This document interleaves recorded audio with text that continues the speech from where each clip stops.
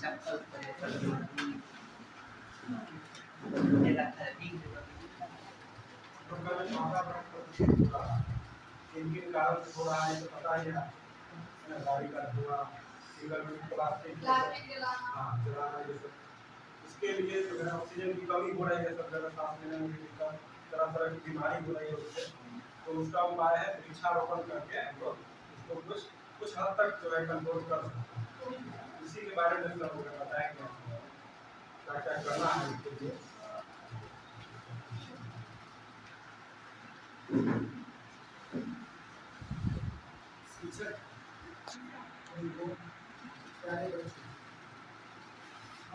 आप ही के गांव के हैं, मेरा नाम रणधीर है।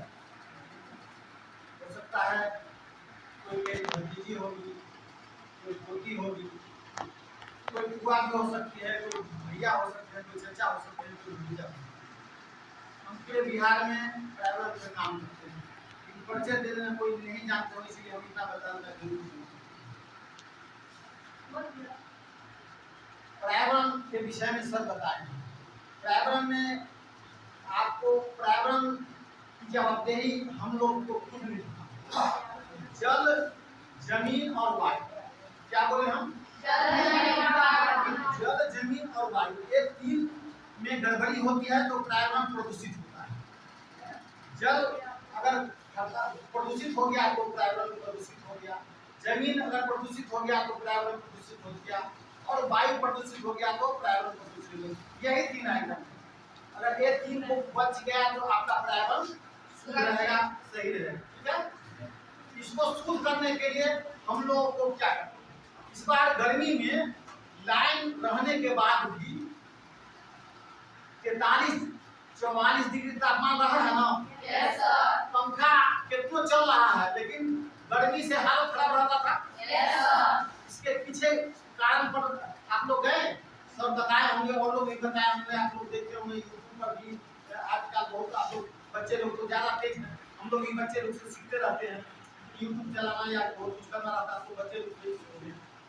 तो पर्यावरण को संतुलित करने के लिए अगर ये सोचिएगा कि कोई मोदी जी पर्यावरण शुद्ध कर देंगे और नीतीश कुमार शुद्ध कर देंगे और हमारे टीचर शुद्ध कर देंगे, हमारे पापा मम्मी तो नहीं होगा, हमको भी शुद्ध करना होगा। बाजार हम जाते हैं, बाजार आप लोग में से कोई जाते हैं? Yes sir. तो बाजार जाते हैं तो झोला लेके हम लोग नहीं जाते हैं, नहीं ना जाते हैं झोला लेके? जाते हैं झोला लेके? क्या चीज में सामान लाते हैं? क्या चीज? प्लास्टिक में लाते हैं ना सामान। प्लास्टिक में सामान लाने के बाद में क्या करते हैं? प्लास्टिक को हम फेंक देते हैं। बहुत अच्छा बात, यही हम जानना चाहते हैं। तो प्लास्टिक को हम लाते हैं, प्लास्टिक को फेंक देते हैं। वैज्ञानिकों का कहना है कि 400 साल तक वो प्लास्टिक को जो फेंकते हैं हम, तो अगर जमीन में पड़ गया वो तो जमीन में वैसे ही रहेगा 400। और वो पेट्रोलियम रासायनिक पदार्थों से बना होने के कारण वो क्या होता है कि जमीन में जाने के बाद में जमीन को बंजर बना देता है। ठीक है ना? तो आप बताइए कि प्लास्टिक लाने से हमको नुकसान हो रहा है? हम लोग जब तो इस बात को रखना है कि हम लोग जाए तो बाजार, हम लोग के दादा बाबा, अभी भी कुछ लोग जाते हैं जो बुजुर्ग लोग हैं तो झोला लेके जाते हैं। आप लोग झोला लेके जाते होंगे तो क्या चीज झोला लेके जाते होंगे? 5 को प्लास्टिक में भर के लाएंगे, चीनी, दाल, नमक सब लाएंगे उस झोला। इसके चलते प्लास्टिक झोला जाता है। क्या गलत बोला तो बताइएगा। तो नहीं, हमको झोला लेके जाना है तो झोला में सारा सामान झोला, उसके लिए हमको व्यवस्था करना होगा। हम 5 को झोला लेके जाएं, छोटा छोटा झोला, और उसको हम उसमें रखें। इस बात को अगर व्यवस्था नहीं कीजिएगा तब क्या होगा कि आपका पर्यावरण बिगड़ेगा। हम अपने यहाँ शादी विवाह करते हैं, मुंडन करते हैं, कोई बुजुर्ग हमारे घर में मरते हैं, भोज करते हैं तो प्लास्टिक का गिलास पत्थर को इस्तेमाल करते हैं। इससे पर्यावरण प्रदूषित हो रहा है। हम ज्यादा समय नहीं लेते, हम ये कहने आए हैं कि आप कोशिश कीजिए कि कम से कम एक दिन भी सप्ताह में झोला लेके जाइए, और एक दिन भी सप्ताह में हम आज प्लास्टिक नहीं लाइए। कम से कम एक दिन तो शुरू कीजिए। क्या सर? अगर एक दिन शुरू कीजिएगा तो हो जाएगा। प्लास्टिक का कम में हम चाय पीते हैं, नहीं खाते, हम चाय नहीं पिएंगे, ठीक है ना? हम प्लास्टिक के गिलास में भोज खाने जा रहे हैं या अपने घर में, हम नहीं प्लास्टिक का नहीं गिलास पाइएगा। कोई कार्यक्रम है तो आप अपने भैया को बोलिए, अपने चाचा को बोलिए, अपने पापा को बोलिए, क्या भाई पापा प्लास्टिक का गिलास और प्लास्टिक का पत्थर नहीं लाइए। अगर हम लोग ऐसा बोलेंगे ना, आप बोलिएगा तो ज्यादा असर होगा हमारे जो पिताजी हैं, चाचा हैं, बड़े भैया हैं, माता जी हैं, तो हम आपसे बोलने आए हैं कि हम लोग जागरूक हो। हमारा गांव तब अच्छा होगा जब हम अच्छे होंगे, हमारा विचार अच्छा होगा। हमारे गांव को शुद्ध कौन करेगा? हम लोग हमारे गांव को प्लास्टिक से मुक्त कौन करेगा? हम लोग करेंगे।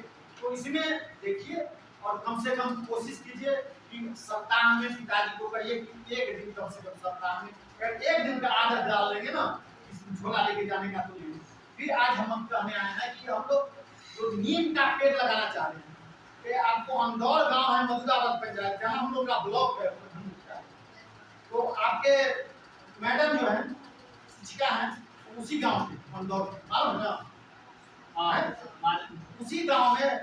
उसी गांव में आपको बांध में एक सड़क है, उसको हम लोग चयन किए हैं और लोग चयन करने में नहीं रहा।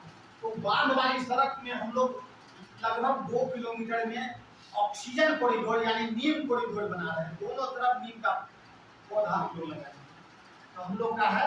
इसमें हम चाहेंगे कि जो लोग जा सकते हैं साइकिल से, जो अपने साधन से जा सकते हैं, 7 तारीख को वो 9 बजे तक पहुँचे और 9 बजे तक पहुँचे। बाद में सब लोग को बोलेंगे और आप लोग भी जो जा सकते हैं, क्योंकि एक वृक्ष लगाने का काम अभी प्रधानमंत्री जी शुरू किए हैं कि एक वृक्ष माँ के नाम, एक वृक्ष देश के नाम पर लगाइए। जैसे अभी हम बता रहे थे, अगर 4 नीम का पेड़ यहाँ लगा दीजिएगा ना, तो आपका तापमान जो है 10 डिग्री कम जाएगा। तो आप अपने घर के पास में पेड़ नहीं लगाइएगा, तो फिर अब इस बार 44 डिग्री तापमान हुआ है ना, धीरे धीरे बढ़ेगा।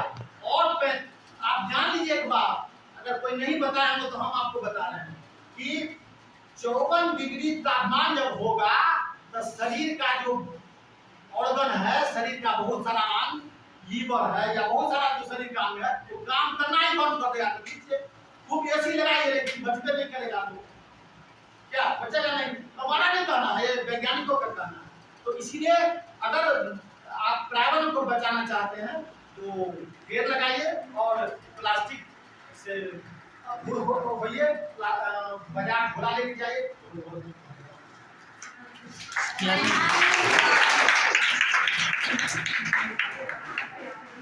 कोई और